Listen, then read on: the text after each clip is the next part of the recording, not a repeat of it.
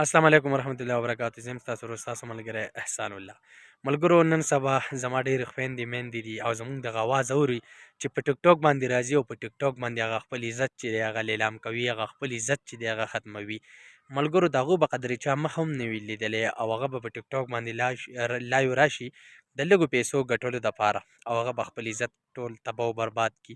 زما خویندو میندو ته زما دغه یو ریکویسټ دی، دغه زما یو پیغام دی او پلیز زما یوټیوب چینل سبسکرایب کړئ چې دغو له دغه پیغام ورسي چې یاره تاسو کوم کانټینټ استعمالوئ، تاسو کوم په ټیک ټاک باندې لایو راتله کوئ یا د کوم هلکانو سره لایو راځئ نو پلیز دا مه کوئ. ولې چې تاسو خپل عزتونه خاورې کړو، تاسو خپل دغه چې دی نو هغه ذرې ذرې کو. نو که زما هغه میندې خویندې زما اواز اوري نو پلیز زما دا ویډیو دی د اخره پورې چې دی نو دا واچ کړي چې یاره تاسو په ټیک ټاک باندې لایو مه راځئ، تاسو یو اسلامي کانټینټ سټارټ کړئ، تاسو یو اسلامک کانټینټ له ټچ ورکړئ.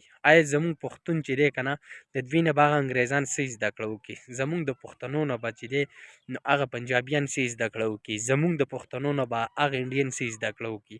آیا موږ پښتنو ته دا کول پکار دی چې موږ داسې کانټینټ جوړ کړو، موږ داسې ویډیوګانې وکړو چې زموږ نه خلک متاثره شي. کو یو کس زه کنځم یا ما کنځي هغې نه څه فایده ده. نو که زما هغه خویندې میندې په ټیک ټاک باندې راځي او هغه دغه هلکانو سره کنځلې کوي، هغه هلکان دغو له کنځلې کوي که نه نو دا یو ډېر بد تصویر ځي زمونږ د پښتون. زمونږ د پښتون هغه جنازه ووته پښتو کې یو متل دی.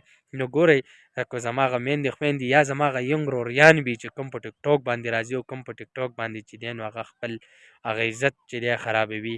ګورئ پښتون چې دی دی یو دروند نوم دی او موږ پښتانه ډېر خواږه خلک یو. نو که تاسو او یا مونږ یو داسې کانټینټ سټارټ کړو چې یاره مونږ په یو داسې کانټینټ باندې کار وکړو چې یاره زمونږ نه خلک متاثره شي، داسې نه چې یاره مونږ کنځلې وکړو، مونږ دغه وکړو په مونږ پسې دغه غیر مذهب والا خلک وخاندي چې یاره د وګوره دغه پښتانه دي چې یاره په یو بل پسې دي، یو بل له کنځلې کوي. نو ملګرو که زما ویډیو یا خوښه شوي خپلو ملګرو سره شیر کړئ، زما یوټیوب چینل هم سبسکرایب کړئ، خپل خوږ ورور احسان له ورکړئ اجازت. السلام علیکم ورحمت الله وبرکاته.